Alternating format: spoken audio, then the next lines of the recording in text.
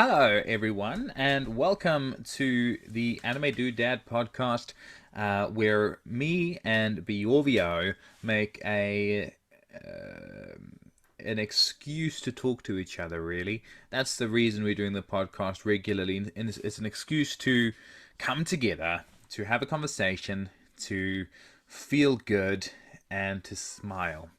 Now, the co-host with me today, it's someone a little bit different, someone a little bit special, and someone unique. It is Bjorvio. Hey everyone, it's an honor to be here. Not gonna lie, when you said we need an excuse to make and then you froze for a second, I really thought you were gonna say ice cream sandwich. Yeah. So now I'm disappointed because I don't have an ice cream sandwich made by the Anime Dad. So someone start a Patreon to get Anime Dad to make me an ice cream sandwich over here. Hold on, is that a real thing? Yeah. It's just bread with ice cream and bread.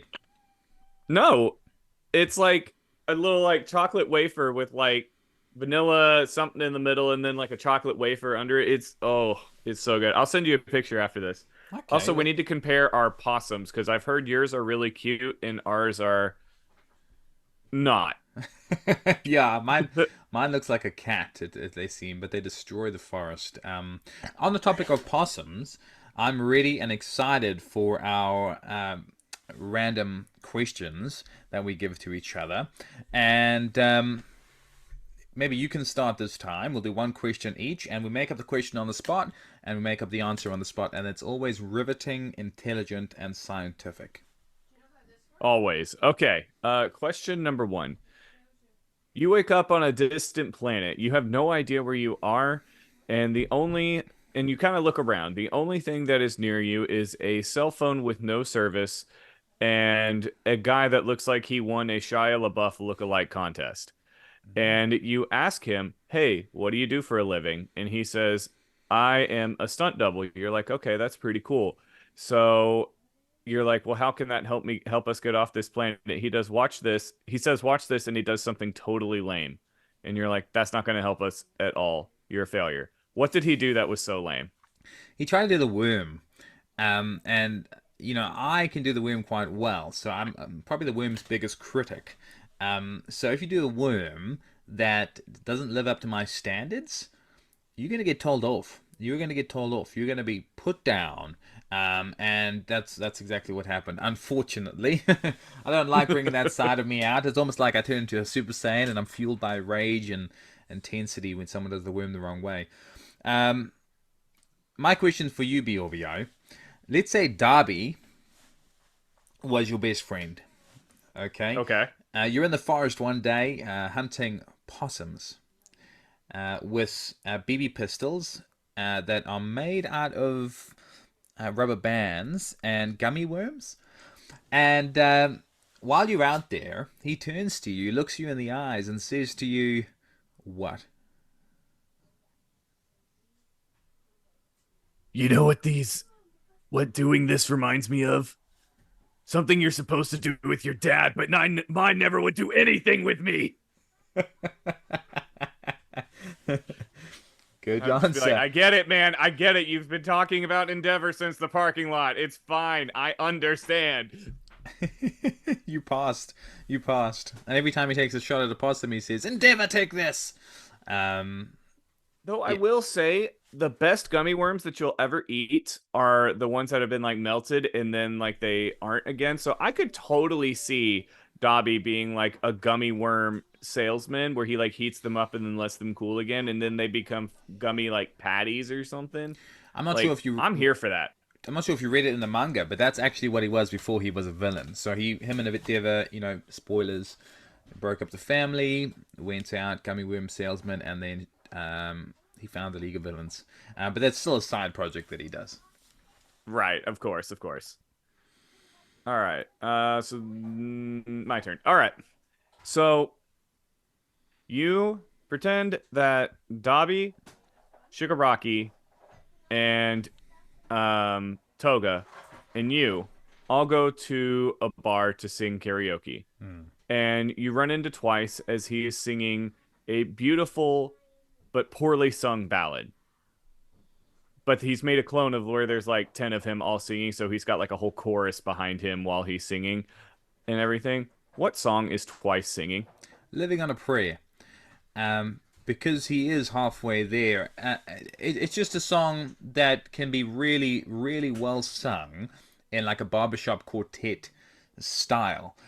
And based on his voice, he would be a baritone.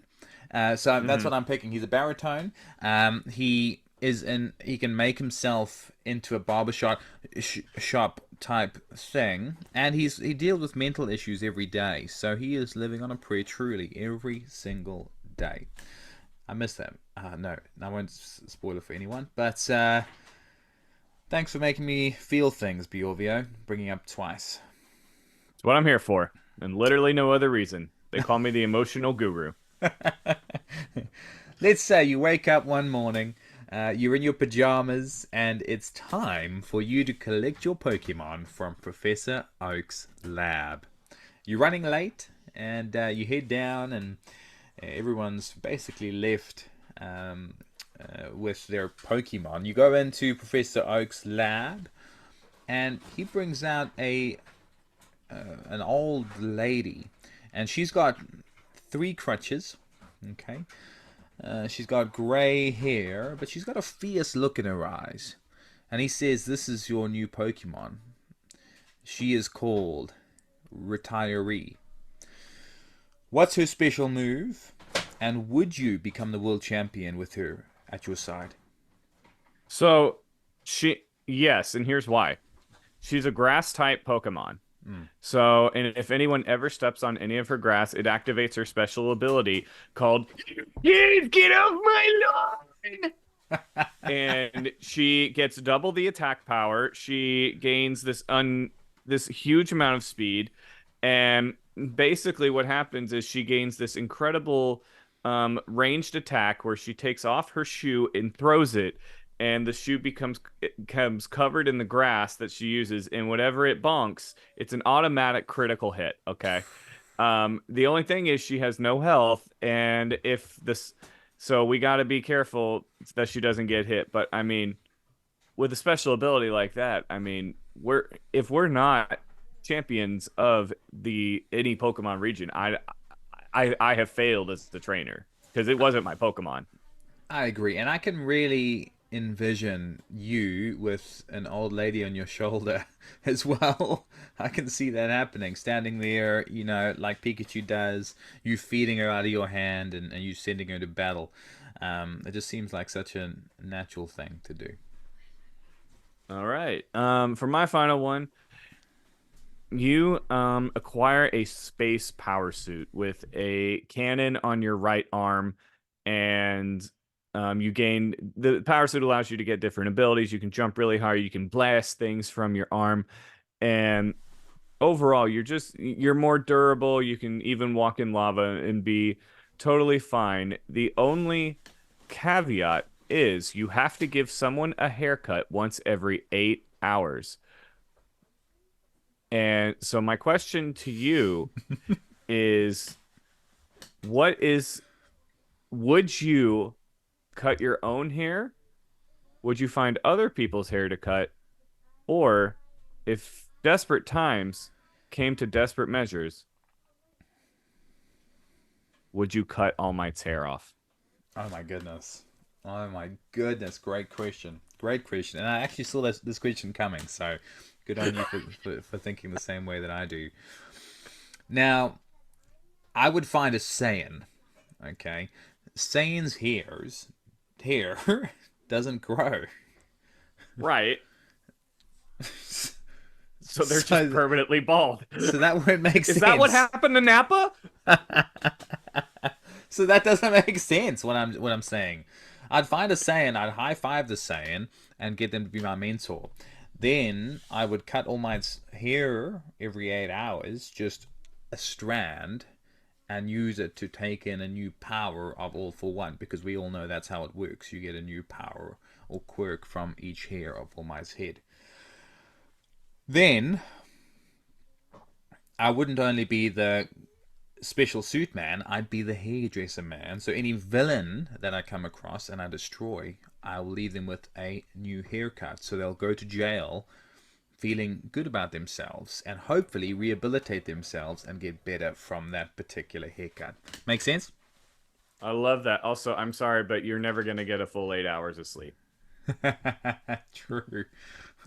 What's new? What's new? But really, though. Yeah. Well, those are great questions. Thank you so much for asking them. We're going to move on to something that we enjoy, and I don't play as much as I need to at the moment, but this is video games. And we're talking about the current video game system, Sega Dreamcaster. Um, Hmm. but we're talking about our favorite anime video games, and I've basically got three that I thought of being my favorite. It was a very tough choice because there were so many incredible ones. Hmm. Have you got three as well? I do have three. I do have an honorable mention that people are going to give me flack for, but it'll all be okay. We'll all go to sleep happy tonight anyway. Yeah, yeah. I won't get 8 hours, but we will. Now my number three on the list, if I may start, is something. It is a modern or newer video game. It's something slightly. It's not unique. It's not overly different, but it's something I don't think you've played. It's One Piece Pirate Warriors 4. And have you heard of that? Heard of it? Yes, but you're right. I have not played it. Yeah, it's an open world game, and it follows the story of the incredible pirate warriors of One Piece. But what I like about it, unlike conventional 1v1 games, it's 1v 1,000. You're running Hmm. around towns taking on three, four, 500 people with your single person. It gets boring after a while, but being a One Piece lover, I can get over that boredom by looking into Luffy's eyes and picturing my own. So that particular game has really. I played it recently. I've thoroughly enjoyed it, and it's fresh and ready in my mind, and that's why it's my number three on my list. What's your number three? All right, so I'm going to start with my honorable mention, and here's the one that I promise is going to make somebody in the comments mad. Dragon Ball Fighters. It is a Okay. it is a great game. I loved it. I'm just not much of a that kind of fighting game, but don't get me wrong. The fact that it's Dragon Ball is what allowed me to get it and play it, and it's incredible. It's just not my cup of tea. Um, my Hmm. number three is one that you and I have actually played together, and that is My Hero Academia One's Justice 2. Good choice. Um, it's not that it does anything like super spectacular that other fighting games really don't, other than have the incredible Mirio Togata in it. Um, but it's fun.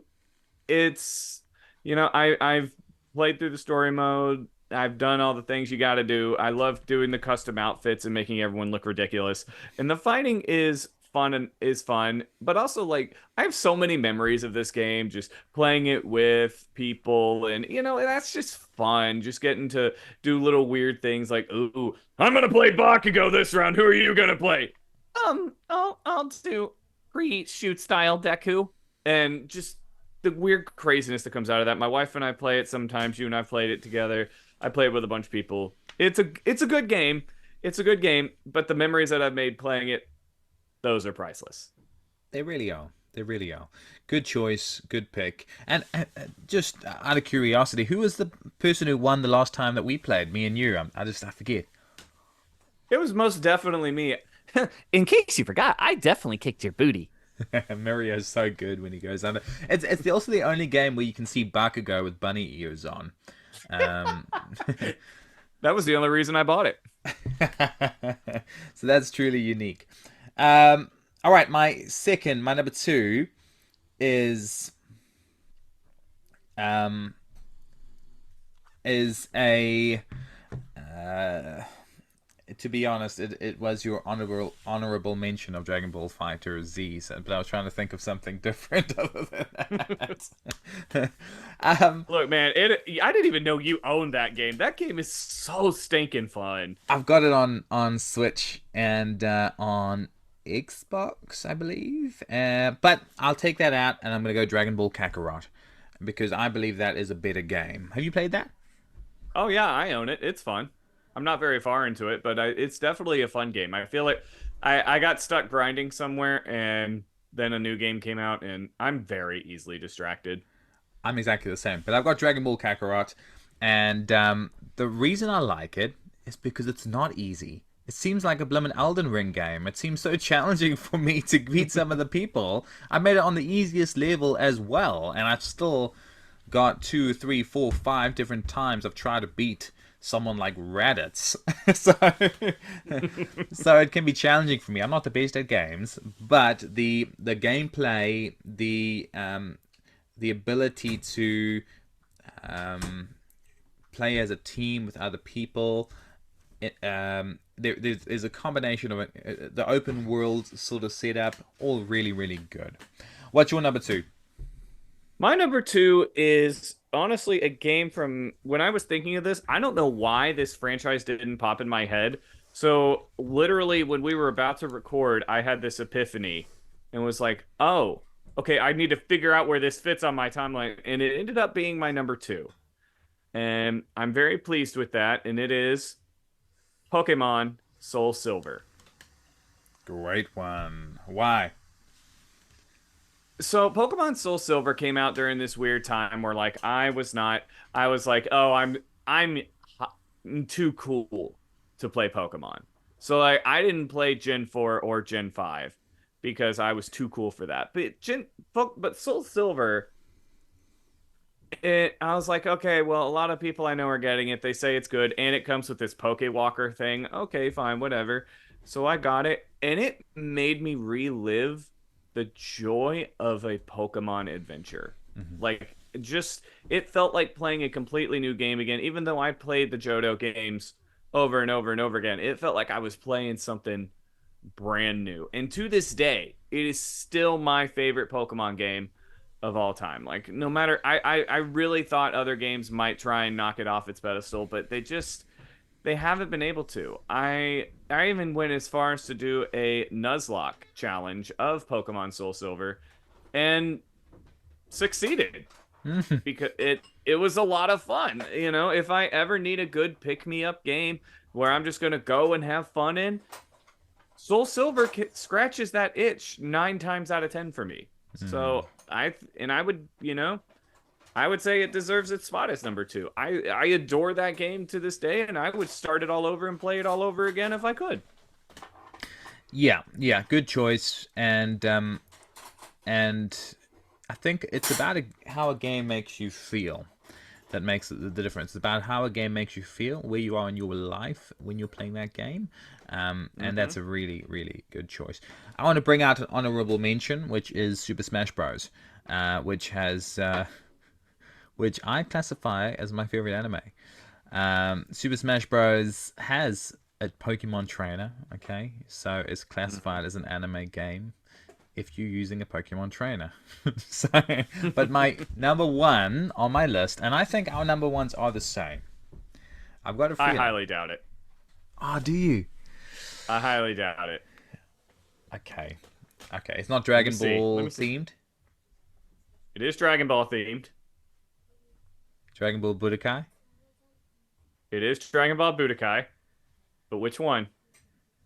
You said 3. Dragon Ball Budokai 3. That is the same as me. Really? Okay. Yep. I'm kind of surprised by that. Why is it your favorite? It's funny because here's the thing that's so crazy. I didn't even own this game because I didn't own a PlayStation 2 back in the day. But I would go over to my friend's house, and I mean, every single time I go over there, I'm like, can we play Budokai 3? Can we play Budokai 3? I don't care. Let me be Vegeta. You know, you could be Goku. I'll be Android 17. I don't even care. I just I loved getting to play that game. I Budokai 2 is the one that I've played the most. Um, and I just because that was on GameCube and I loved it, loved it, loved it. And then the slight improvements that they made to Budokai 3 and the addition of Super Saiyan 4, um, and other cool characters like I think Cooler was in that one. He had a really cool like laser sword technique. I think it's Yep. stuff like that. Just general little small things like that, or the open world that they had, like you could fly around the world, or the totally ripped off song that at the beginning. I mean, it was ripped off, but by golly, it was still good. Okay. I I'm have so nothing bad to say about this game. Nothing bad. no, I'm so glad it's the same, and because I we are of a similar age, but it's the first game that I played through the night of any games they've ever played. We used to get Hmm. friends over and just play the whole night through, and just I don't know what in comparison to today's games, it might be boring, but it was absolutely incredible at the time, and the nostalgia it brings up watching videos. The reason I didn't say the number is because I wasn't sure. I knew it was Budokai something, and I knew it was a throwback to my PlayStation 2. That I did you have? Did your friend have it on PlayStation 2? Yeah, he did. And so that's how I was able and so that's I since I never had one, I would just go over there and that's where I played PS2 games was over at his house and I was over there all the dang time. Yes. No, it is an incredible game, and I wish I grew up with you so we still can have sleepless nights together. Playing Budokai 3 or playing Budokai 4. That's gonna come out very soon. I'm pretty pumped about that. Oh, I never in a million years should I expect them to do that, but the trailer it looks so good. It It looks looks so good. Everything about it amazing. looks so good. Yep, I'll wait in a line with Lego on the floor and roosters on my shoulders just to touch the game for the first time, um, which is saying something. Now, Hmm. great conversation on games. If you have your favorite game, people listening, send it through, chuck it in the comments below. We'd love to hear what they are. Um, but I thought we'd play a game this morning, afternoon, evening. If you're happy with that, Bjorvio. Oh, sure. I love games. Brilliant. Okay. Well, the game is called. It's called. What is that Pokemon? Now we have to create a Pokemon that doesn't exist from the top of our heads, and we have 5 seconds to prepare and 20 seconds to explain what the Pokemon is and why it'll be beneficial. I think you could start. We've had 5 seconds to prepare. Are you ready? Oh, I'm ready. Let's go. Oh my goodness, you are so ready. Let me do. We got 20 seconds. Let me get my clock out. 20 seconds to say what your Pokemon is and how they will benefit you. Three, two, one, go. Okay, so this Pokemon has a head that looks like a beach volleyball. It's got a lot of different appendages and stuff. And the most unique thing about it is that it is an electric type and it brings in positive auras from people around them, charges itself up, and then shoots positivity back out. That's 20 seconds on the dot. Good job. Good job. All right. I will do mine in three, two, one. This Pokemon, again, is an electric type Pokemon. It is a cloud formation named Thick Thunder. It's got thunder attacks, lightning attacks, and it's got a big old peach that it throws at its competitors to knock them out. His nickname is Thicky. Oh, okay, thank goodness. Good. Ah, 21 seconds, 35 cents. Oh, my girls are clapping. Thanks, girls. Thanks, girls. I didn't know you were listening to that. Let's let's could you please, Bjorvio, take us out with a voice of your choosing and take us home. Sure. No problem. Pika, Pika, Pika, Pika, Pika, Pika, Pikachu, Pikachu, Pika, Pikachu.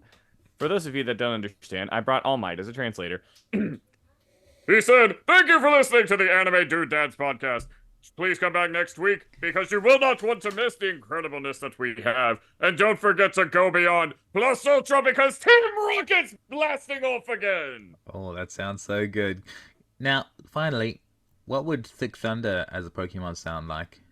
What would you say? Thunder.